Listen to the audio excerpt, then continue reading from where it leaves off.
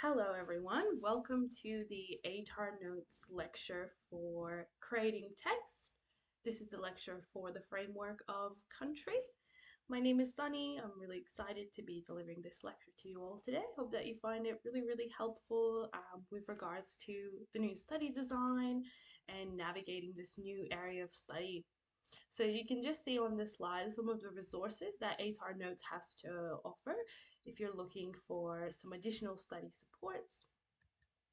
And let's get right into the lecture. So I'll begin by introducing myself. As I mentioned, my name is Sunny. I completed VCE in 2021 with an ATAR of 96.70. I received a study score of 44 in English, as well as I did all three English subjects. So I also completed literature and English language. And I'm currently in my last year of completing my Bachelor of Paramedicine degree at Monash University. So you can follow along on the bottom bar, but you can also see our lesson outcomes for today. So first we'll delve into the framework of country, as well as looking at all of the ideas that you might choose to explore in your creative writing. Then we'll be analyzing and taking a look at the mentor text from the study design, analyzing the elements of purpose, audience, context, their textual features, as well as their links to the framework of country, and looking at how they could inspire your own writing as well. We'll be looking at an exemplar piece as well, having a chat about how to write the reflective commentary and looking at an example of that as well. So let's have a look at the framework of country to begin with. So Vika has outlined that this framework corresponds with the exploration of place and belonging. So this framework involves much more introspection, so looking within and inside, than just narrating the lives of people within a particular region. So this is how they don't want you to write a narration, because everything has to be closely linked with your purpose for why you're writing this, your message behind your piece. That's why it means much more than just writing about country, but you need to expand your mindset. For instance, examine what it means not only to be Australian, but a global citizen in an increasingly globalized digital world. So, this is a modern take on country that you could potentially consider in your writing. I know not all students have had experiences like immigration, moving, that help them to write on this framework, but you can also write about yourself as a global citizen or from another perspective as a global citizen. And then additional ideas. Consider what are the consequences of being separated from likeness, familiarity, and belonging, such as due to displacement or migration. So you can come up with some really meaningful messages if you write about this instead. So Vika has outlined some of the various things that you can choose to write about. It can be physical land and country and connection to land. But country can even be local or international. So you can write about a traveling experience that you've had, for instance. You can write about moving within Australia as well. Loss of country and dispossession, remembering country, nostalgia, migration, power of connections with land, and then you've got your modern issues like climate change and the changing landscape. You can even expand upon topics like urbanization, um, and how that affects country, imagine countries as well, or even, you can explore, yeah, you can create your own country, you can explore leaving country, like going to space. And then you've got your experiences like farming, land management, cultural expressions, and then of course indigenous people's understandings of country as well. So we'll split the framework into three different subcategories to help better understand it. um, Essentially, the physical, emotional, and spiritual components that can compose one's connection to country and community are all the different things that you can explore in writing. So think of it as physical, emotional, and spiritual. Why should we think of it in this way? Well, you need an insightful creative in order to score high marks in this area of study. So we need complex ideas and complex connections to country being explored in writing. So physical connections to country. This would be the easily perceived reality or surface level context, such as the tangible physical traits of a country or area of land.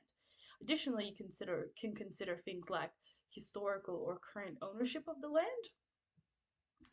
and people interacting within their own culture and land. So those cultural expressions that signify belonging to country.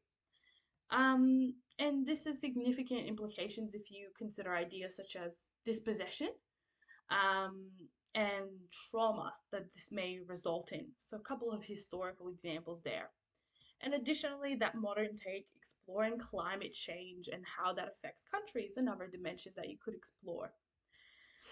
So, what are some specific concepts you can write about in terms of physical connections to country? We've got physical land and country, and that doesn't have to be Australia necessarily as well. Migration, climate change, land management. So also consider those things like urbanization and becoming country becoming much more built up and how that affects everything. Cultural expressions, historical factors and demographics, physical evidences of belonging, and even things like place and feature names. Now, our emotional connections to country. We said physical connections are the tangible connections, and this is the intangible connections with a specific land or country. So we can explore different perspectives such as positive or negative relationships many people have with their country. So this might especially be the case for someone that has experiences with relating to migration. So they've moved from another country.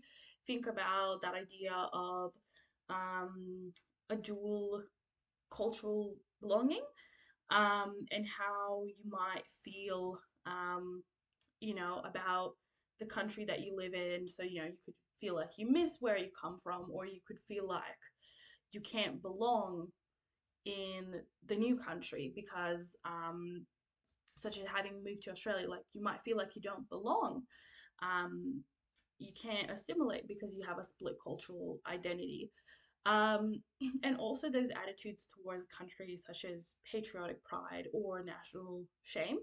So that might be due to historical events and that are happening within the country, things like politics, as well as the sense of community and belonging provided by a place.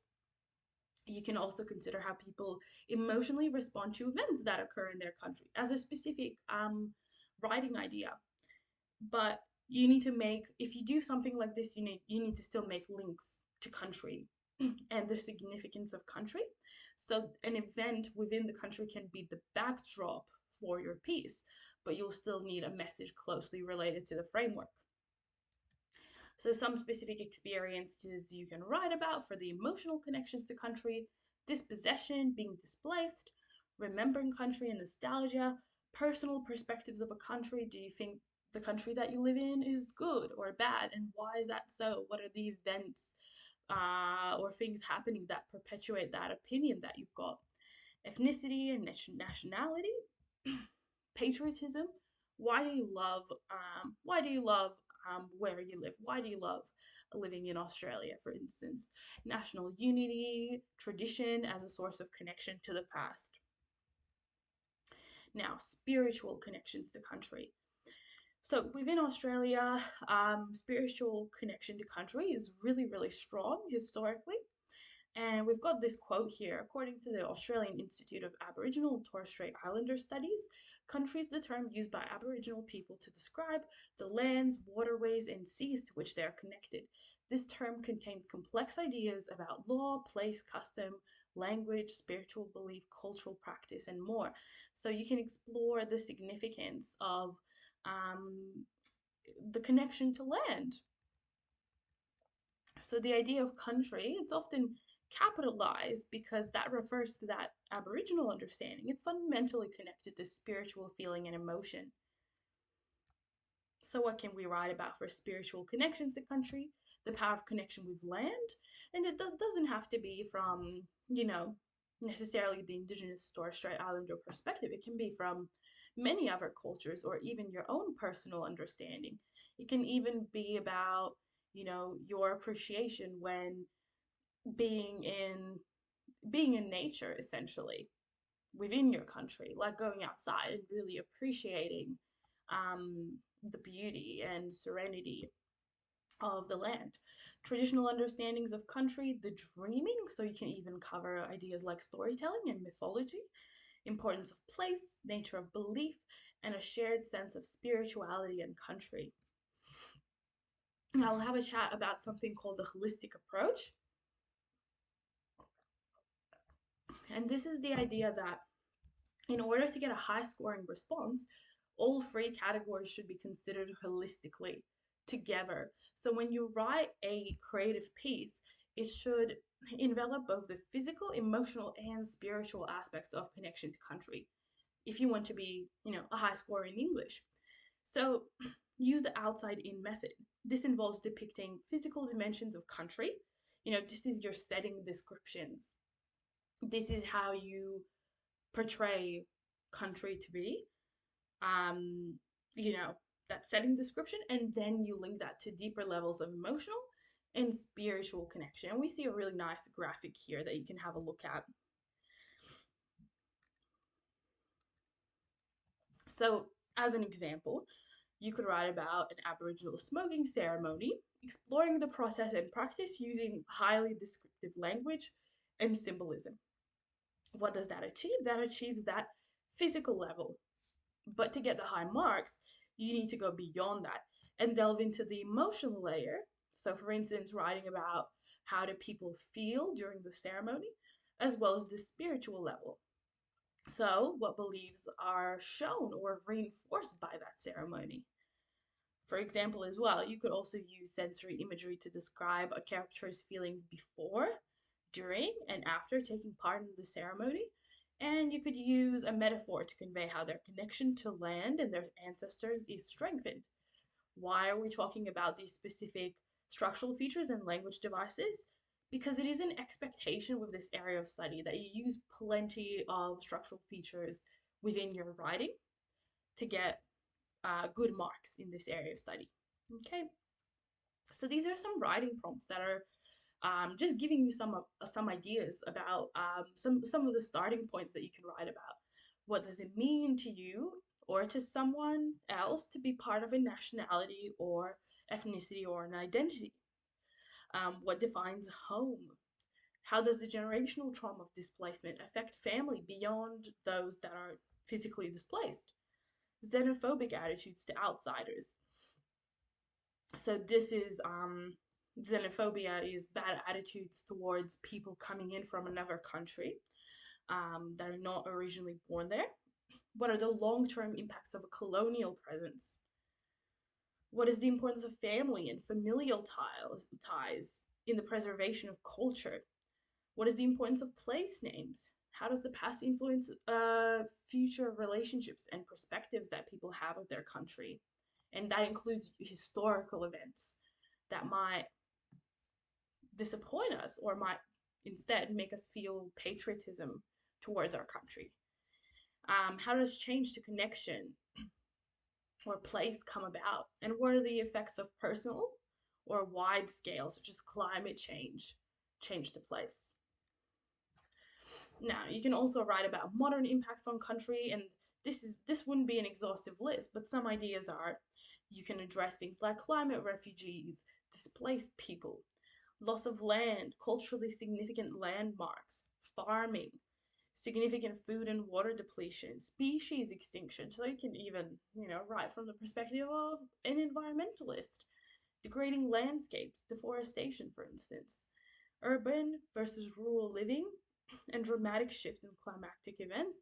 And you can add things like natural disasters as well. Okay, so now we move into examining our mentor text. So you'll be doing 3 mentor texts for country, and Vika has assigned 4 on the study design. So almost all students end up doing the same text because all students will be doing 3 out of 4 assigned texts. Okay, so the first text we'll start with is called The Hate Race. It's an excerpt of a memoir, and it's targeting readers, particularly Australian readers and those interested in the experiences of second generation immigrants or the impacts of racism in the modern world. And the author's purpose is to reflect on her childhood and the experiences of her family following her parents' immigration to Australia. So, note with these tables, this is what you should be doing with all of your mentor texts. VCon needs you to have a lot of thought put into your audience, context, and purpose, your message, before you write.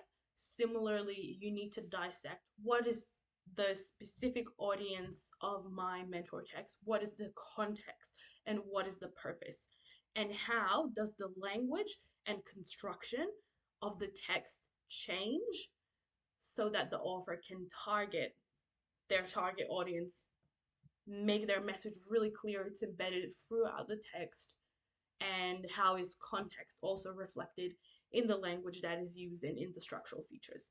Because this is what you need to be doing with your own text. Lots of thought should be put in into a specific audience, a specific purpose, and a specific context.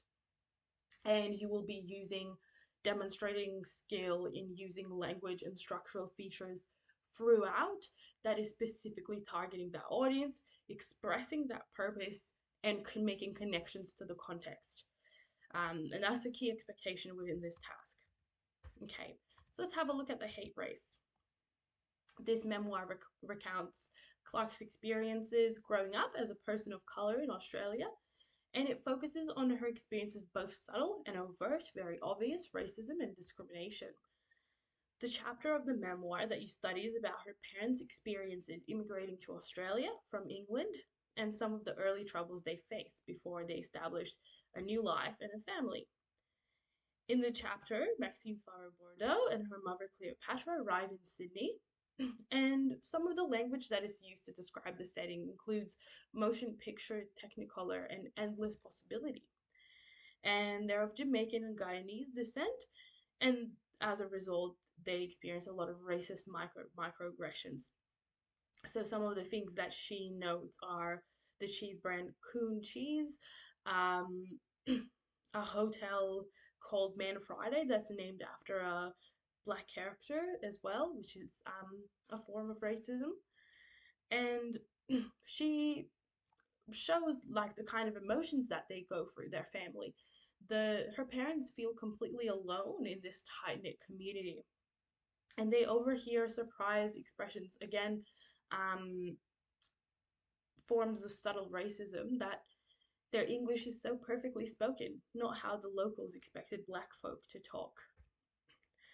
But Bordy and Cleo establish themselves and they raise their three children in a home packed with love, laughter, play doh, and pride. You can see how listing has been really thoughtfully used by the author, and it's intimating that people can still create their own sense of belonging in a new country, even if they're faced with obstacles such as racist ignorance. So we see the connections to the framework, the connections to country. We see moving has occurred or immigration, and we see uh, links to belonging, how they surpass these challenges and still create belonging for themselves. That's what the message centers around of this memoir. Um, Clark also recounts various childhood memories that are rich with imagery, such as catching tadpoles or going to farmers markets. And she intimates that the fates were stacked against them, but her parents were able to make a home in a foreign land. So, nice links to the framework that we can break down. So, what themes have been linked? Concepts of migration, identity, and the meaning of home, um, as well as the darker side of country and belonging. By demonstrating those consequences of unchecked implicit racism and ignorance. She notes that Bordy and Cleo were likely the first black people that their Sydney suburb had ever come in contact with, and that's why they experienced a clueless brand of racism, people not knowing any better, essentially. So her parents have to deal with and surpass those naive assumptions of strangers, such as presumptions that they drink cheap, nasty booze. But Clark doesn't recount any more traumatic or hateful examples. If you read the rest of the text, it switches to depict more obvious, unfortunately, forms of racism, but in this chapter, it's more implicit, clueless racism. Um, she also incorporates explanations of the socio-historical context of Australia. So we see the context has been planned as well. And other nations with a fraught past. She makes some references such as to the First Fleet in 1877, the American Confederacy in the 1800s, and the UK race riots of the 1980s. So this text touches on the enduring legacies of colonialism and structural racism, and how that unfortunately continues on even after all of these historical events and things changing, that this continues on.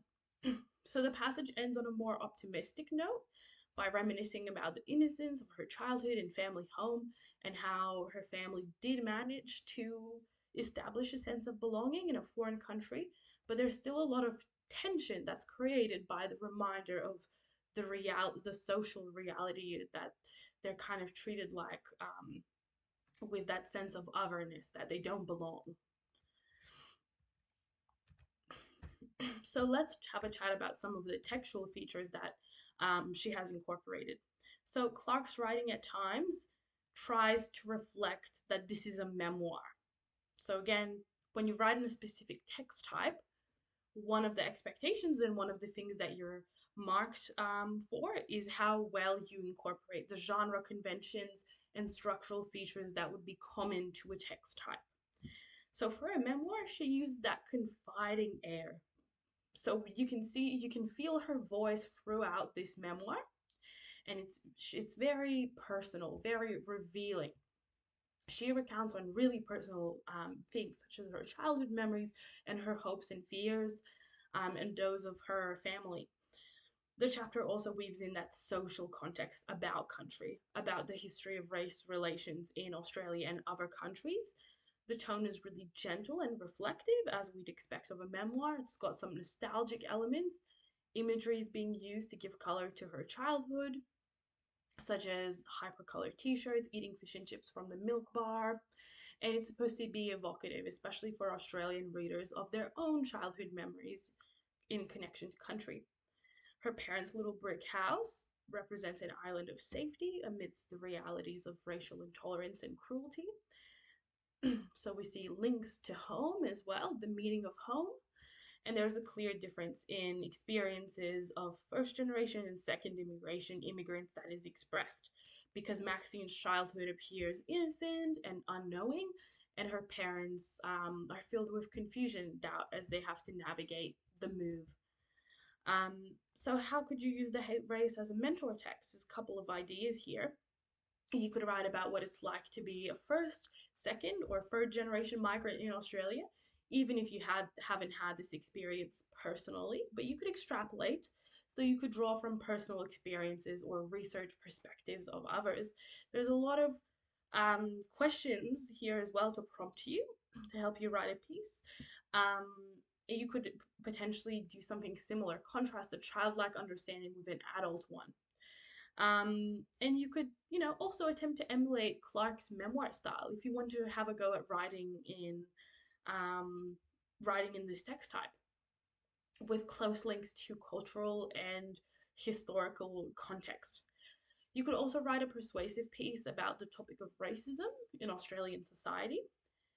You could explore how you believe this presents itself, because Australia is a first world country, is very modern, is very multicultural, but it still exists in society. So dissect the subtle forms of racism that exist, or the groups of people that exist in Australia that are, racist, like neo Nazis or something like that.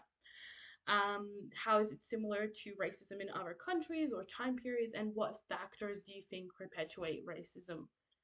Um, so that's a really good idea as well. If you like writing in an informative or persuasive style rather than an imaginative style, that's how you could write a persuasive piece on it.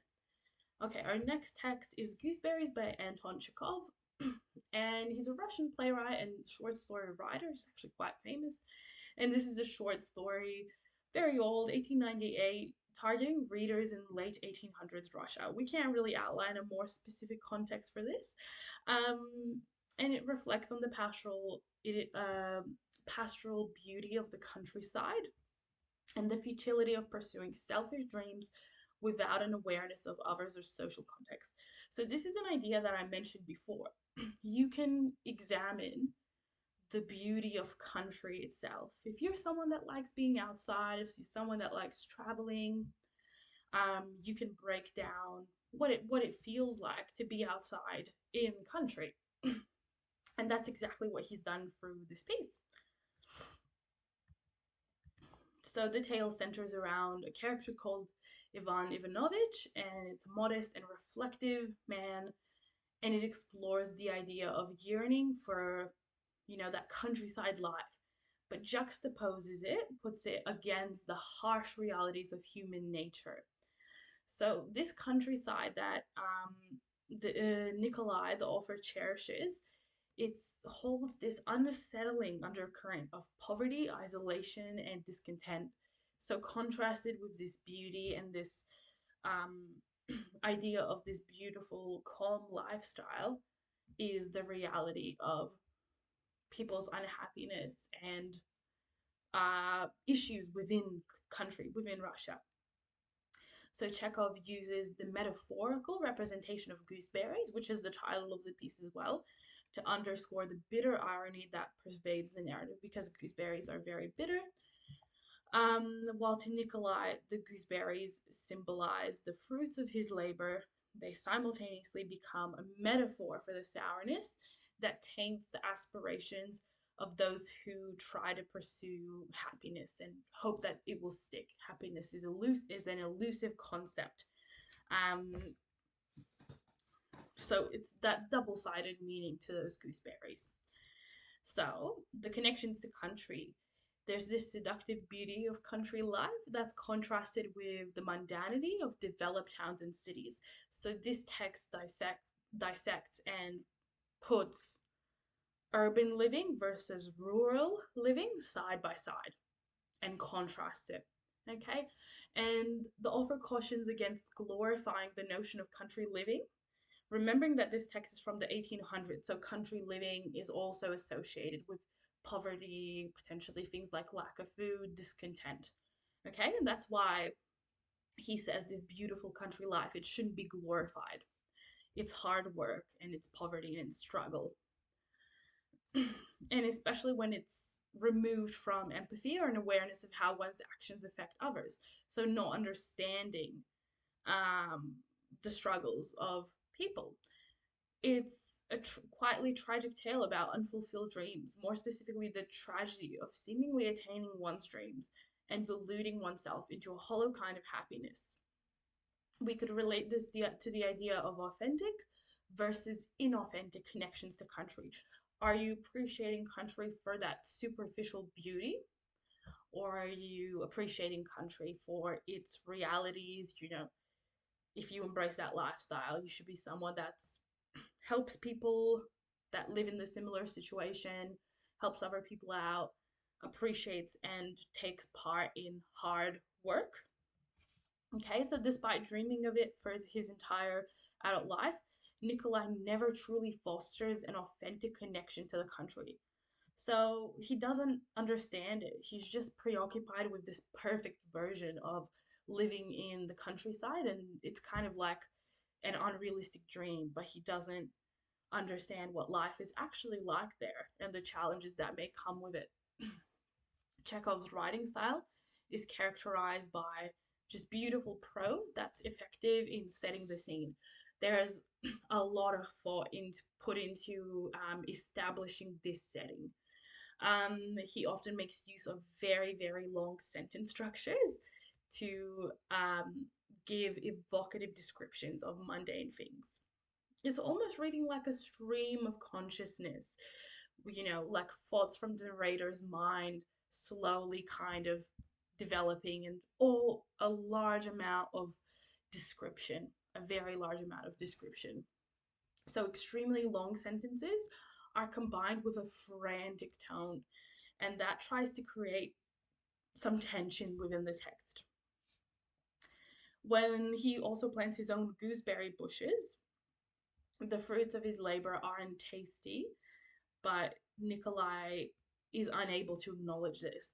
Gooseberries are sour, but he doesn't acknowledge it because we talked about the metaphor of the gooseberries. That would mean that he acknowledges his existence has also been metaphorically fruitless and purposeless. So the gooseberries also take on a deeper meaning as symbols of the bitter contradictions of life and the discrepancy between the dreams that we imagine and the actual reality.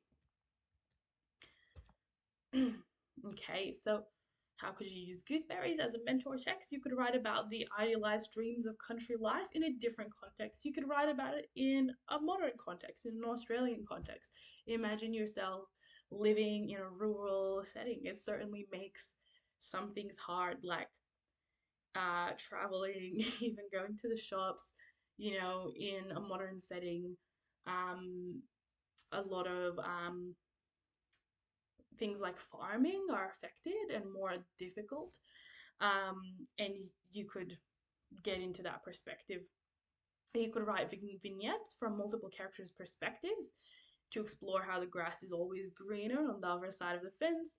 People that live in the country might want to move to the city, versus people living in the city might want to get away from the city. And that could be even also, again, in the form of persuasive writing as well, not necessarily in story form. You could write about what happens when someone feels a lack of belonging. So, Nikolai is pursuing his own version of satisfaction with his surroundings. Arguably, he's successful because of his ignorance. Okay? Is it a natural human instinct to seek some kind of comfort and contentment in one's environment? And what happens when, your idealized version of it versus the reality is different? Explore those feelings and thoughts. Okay, our next mentor text.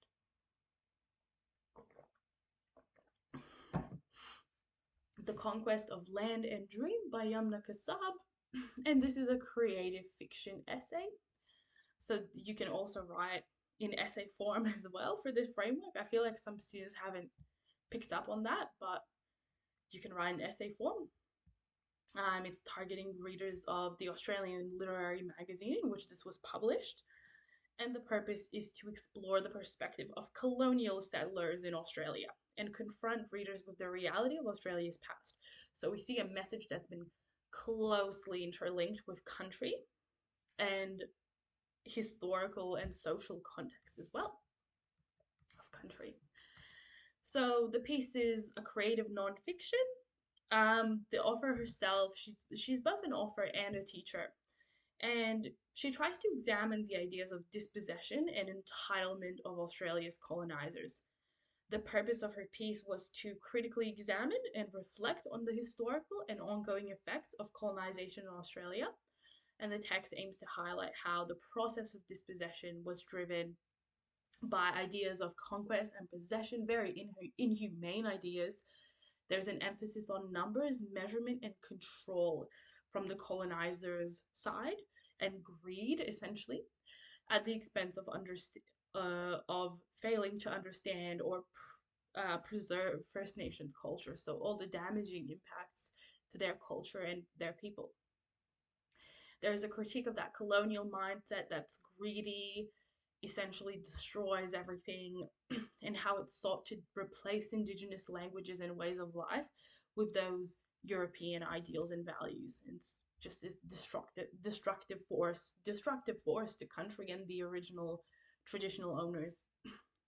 Now, the text underscores the harm caused by raising languages and suppressing Indigenous voices, ultimately leading to the dispossession of land and the subjugation of First Nations people.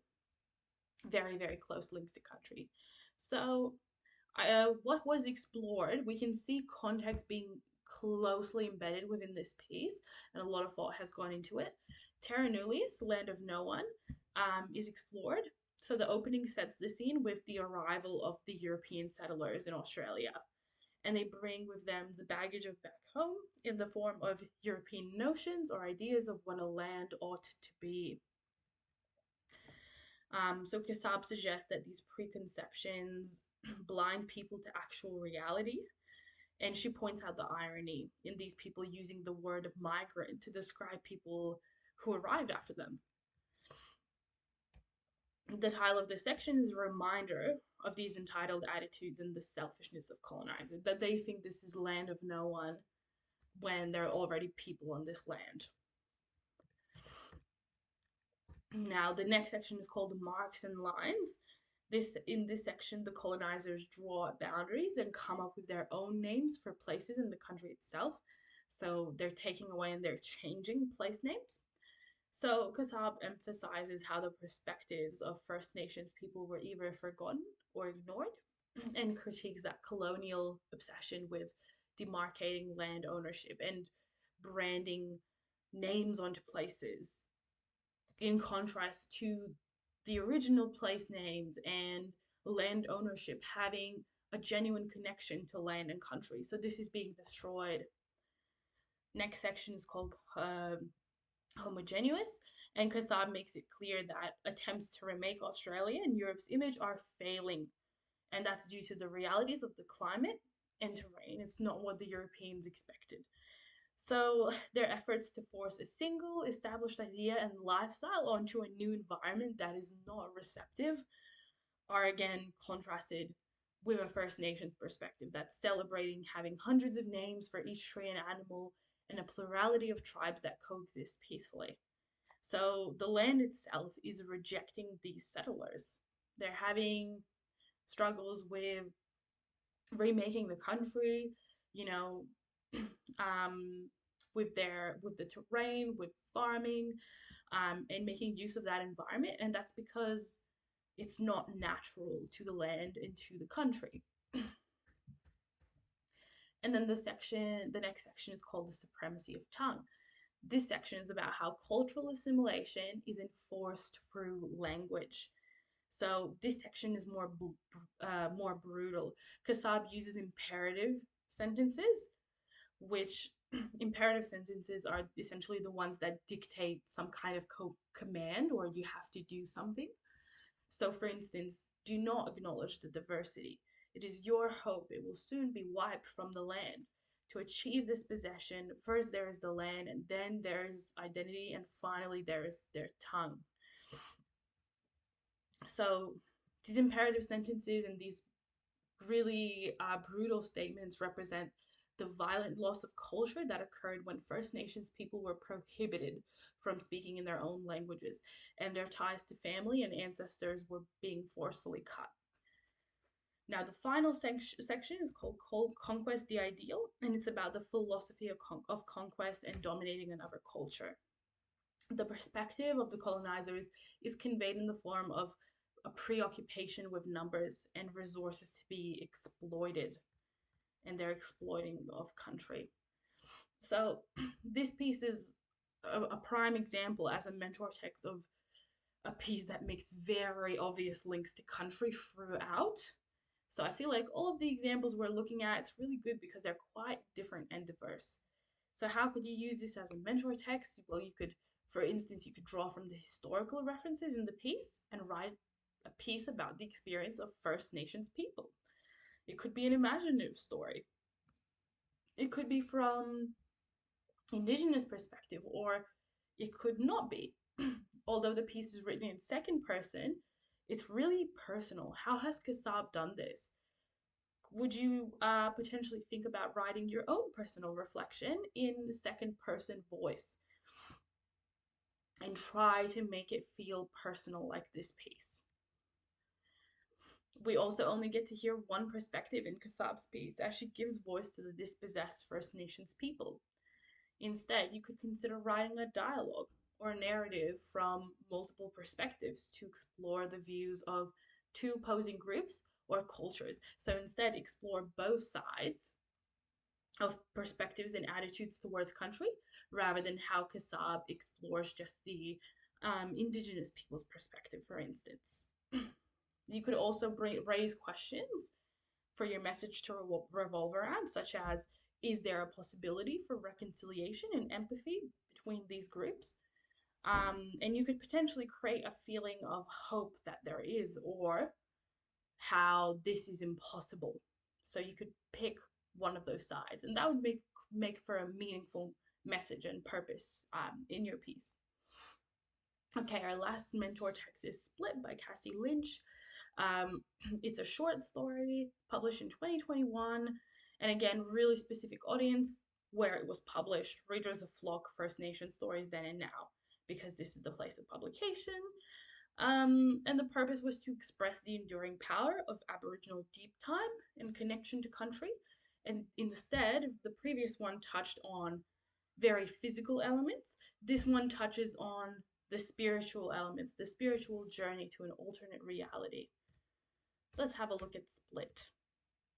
It's essentially a surreal story, exploring the contrast between an urban landscape and the profound spiritual connection to country experienced by First Nations people, and how the protagonist traverses the split, hence the title, between the boundaries of these two worlds, so between the urban landscape and spiritual connection to country.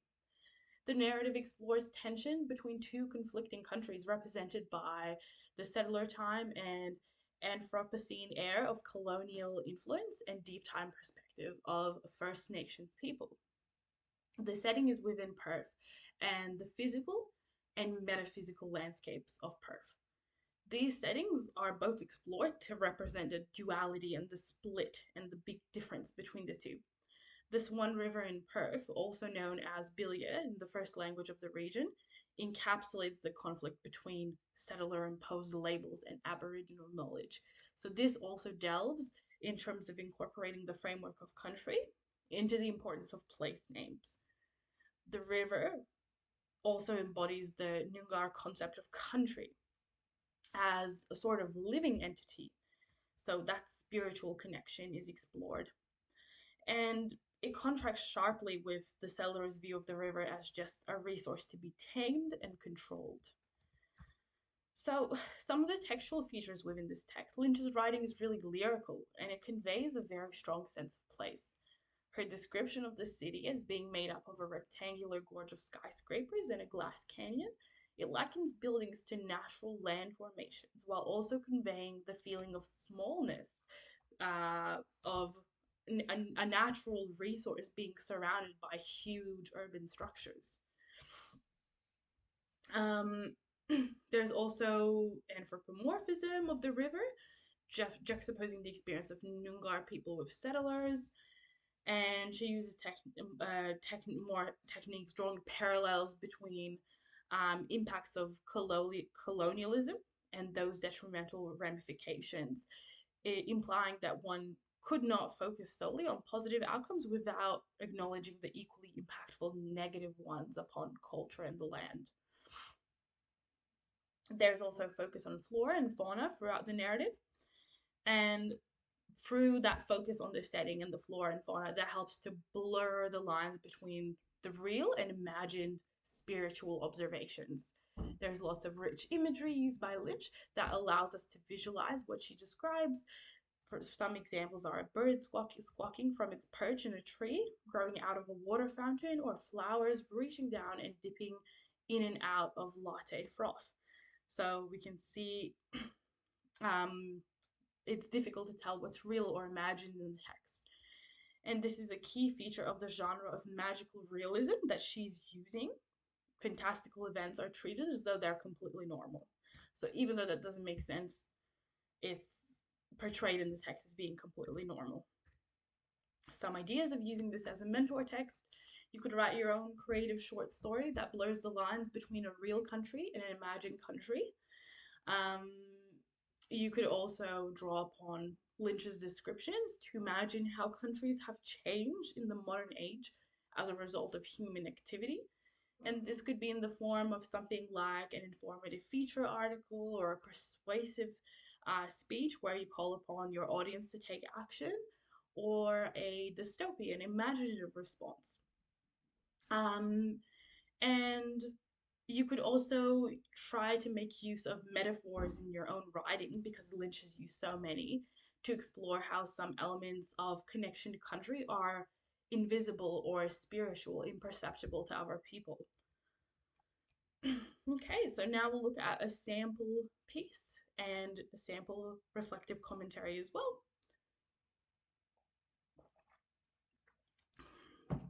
And let's think about what are the links to country that are being made in this persuasive speech. Mangled, blackened wildlife litter the streets. Deep red skies backdrop, blinding flames. The wailing of the sirens, the wailing of a child, that was hell. This is purgatory. This is why I'm speaking to the many legislators, council representatives, and passionate survivors of the relentless bushfire season, gathered here today to reflect on the past and the future. Today, I will take you through the timeline of the burning issues of our country and what must be done to protect the remains of our country from further colossal heartbreak. Let me take you back to a time before this ravaging bushfire season. All past promises and grants to deal with our increasingly frequent, once in a generation climate catastrophes have fallen through. Our promises at the 2015 Paris Agreement are littered with failed business schemes and policy cuts. Federal and state incompetence saw Victoria execute only half of all planned forestry burns, 130,000 hectares, despite 2019 being the fifth warmest year on record, with significant lack of rainfall, leaving us a literal tinderbox in the summer outback. Would those lives lost be here today if we understood these warnings? Would we avoid the catalyst for climate disaster? So we see that there's been a very clearly outlined context, being the 2019 bushfires, which were very, very severe, and a very clearly outlined audience: legislators, council representatives, passionate survivors of bushfire season. So this piece is already fulfilling those elements, and we see that there's a clear link to country being made in the form of a modern issue, and that's exploring the bushfires. While the errors of our past smother us like ash, we have no choice but to ask ourselves what to do with our future. Ecosystems and communities can't afford another bushfire. The Gardner Review hypothesizes an alarming increase of catastrophic fire days by 300% by 2050. This fire season alone, we've burned through more than 100 billion in damages. Rather than poorly executed hot fires or land clearing, I quote Aldridge, a member of Bega Indigenous burn crew: there is more care taken with a cultural burn than a hazard reduction burn, resulting in less leaf litter and bracken. To lessen the blow of our horrific trajectory, our leaders must turn to elders and legislate prevention methods that draw from their 60,000 years of knowledge. Ever since the arrival of James Cook and the declaration of Australia as British territory, the introduction of European flora, fauna, and land ownership has led to the desecration and degradation of the land, culminating in such extreme climate events as we have so recently tragically become witness to. So there is our clear message that's been embedded in purpose and links to country. We see this is highly persuasive. It's definitely taking a stance and expressing an argument about more needs to be done by the bushfires, making use of many things like variations in sentence length, statistics, expert evidence, financial impact, examples are being used. And I like this bottom sentence shows a clear embedding of the message and the purpose of the piece that links into the framework nicely. The degradation of the land, culminating in such extreme climate events. It's touching on how European settlers and colonization have ruined the Australian land and how it's essentially in extreme danger in the form of extreme climate events. So something urgently needs to be done. You can have a pause and read the last page. I feel like we've seen we shouldn't spend so much time reading it, and I've noted the important elements and how well they've been incorporated. So this is a guide. This piece can act as a guide as to how can you get a clear audience, context, purpose into your piece. And clearly from this piece as well, we can categorize it in terms of imaginative, persuasive, or informative, that this is highly persuasive. The conventions of a speech have been used really, really well and incorporated really well, and we see a ton of persuasive language techniques being effectively used. Okay, now we'll have a look at the reflective commentary. It's worth 20 out of 100 marks you get for your unit free sacks, contributing to your study score. And this is really, really basic. I won't talk about it in a bunch of detail, but a reflective commentary is like an analyzing argument essay of your own writing. That's all it is. So you analyze your own authorial choices in first person. You quote and analyze some of the most significant language features and structural features that you've embedded, and you analyze them in terms of the intended effect upon your audience, how they help you to express your message relating to your framework, and potentially other things like how it helps to connect to the context. So some of the things that you should aim to cover through your reflective commentary, it is a really short piece, are are there any vocabulary choices that you made that are intentional? Text structure, like for example, if your text is non-linear, it incorporates flashbacks or jumps back and forth. Some of the language features, and you always have to quote as well. How it abides by genre conventions that of the genre or text type that you've chosen. Views and values, which is your own message, essentially, it's just the message relating to your framework, and any themes and big ideas. So you don't have to cover all of these. This just raises questions to help you think about each of the items on the list, so you can have a closer read at that of some of the things you might choose to analyze. But this is a really selective task. So you have to plan for what aspects of your piece you want to analyze. You won't analyze everything and you don't have the time for that, okay? It's usually like 400, 500 words. Um, and I like this breakdown, and I feel like it helps students. These are the things you have to remember to put in your piece. So first of all, you would start by introducing the text type and or genre that you have written your piece in, the title of your piece, and what it is about. So this is form. After you introduce that, you go in to mention some of the main language choices or devices that pervade throughout your piece. If you wrote in a persuasive style, that would be saying what are some of the main persuasive language techniques that are in your piece. If you wrote in an imaginative style, it might be mentioning that you use features like imagery, metaphors, what kind of tone your piece has. Did you write in first person or third person, and why? Then you might touch on the audience. Really important that you include this because audience, purpose, context, you're being marked for, okay? So you touch on what your audience group is, your purpose, and your context. Then you would have more paragraphs. This is all an introductory paragraph. You would have more paragraphs which are just quoting and analyzing items from your piece, your language choices, you know, other elements. If you want to analyze tone or tonal shifts that you've got in your piece, you want to analyze why and how you've constructed a non-linear narrative, things like that. Anything you think is relevant. Okay, so there are some sentence prompts that you can use because you are writing in a formal style, but you are writing these in first person.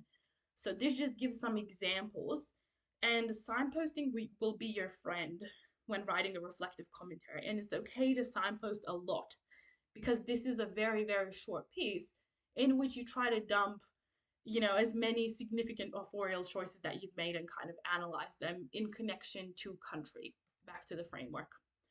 So this reflective commentary is from the Bushfire exemplar speech as well. And you can see it's a bit of a, it's not very long, it's more like a fragment, so it would also need to have quotes and analysis, which we don't see in this, but it does touch on those flapsy elements from the abbreviation that we looked at. So let's have a look. Written from the perspective of a citizen, clearly outlining context. Because you adopted a persona, you have to state the persona that you've adopted, reflecting on the damages inflicted to the Australian landscape through the 2020 bushfire season. So, this is introducing what the piece is about, but also the issue and the context at the same time. This persuasive speech, form, stating our text type, examines the tragedy of unheeded warnings and ignorance of traditional custodians of country in taking care of the Australian bushland. So that helps to introduce the text further, but also to create a link to country very quickly in your reflective commentary, and it's already linking to message. This has left a negative impact on our precious country. This piece is directed towards both fellow citizens and legislators. Clear audience has been stated, and there's an extension here, particularly those who gave little thought toward land management practices of First Nations Australians. And now we see some specific language choices. The imagery and inclusion of statistical data further implicate a dire expression of exasperation, frustration, and centuries old miscommunication between Westernized Australia and First Nations people. So it's analyzing this language feature in terms of specifically how it connects to country. And this is what you should be doing in your reflective commentaries as well. Anything you choose to analyze should be analyzed in terms of how that connects to country. So this is saying, imagery and inclusion of data shows that there's a complete divide between First Nations people and other Australians. Um, they don't understand each other, even though same country, right? My piece draws upon statistics, so we see more language techniques. Again, connection to country being made in the analysis. Imagery of mangled, blackened wildlife and deep red sky. So this is an example of quoting the actual language techniques that you want to analyze, why you've included them, and again, analyze in terms of connection to country. Um, Ultimately, my piece intends to expose the value of First Nations Australians' connection to country and the importance of their knowledge in the physical maintenance of the land we live on. Note how clearly the purpose is being outlined. You could do something like this as well if you prefer, having a little paragraph at the end to outline your purpose. Or alternatively, you can have a first paragraph, like the way I broke it down, that follows that flap C structure. And then you just have things from your piece being analyzed, items from your piece being quoted and analyzed, and then you don't need any conclusion. Or you can just end with a final sentence that restates your purpose, your message again. Okay. So this is a slightly different structure that if you like it, you could do something like this as well. And we see that entire little small paragraph at the end is all about purpose. All right, thank you so much everyone for coming along to this session. Best of luck for the rest of the year with English, and I hope you found this really helpful. Thank you, everyone.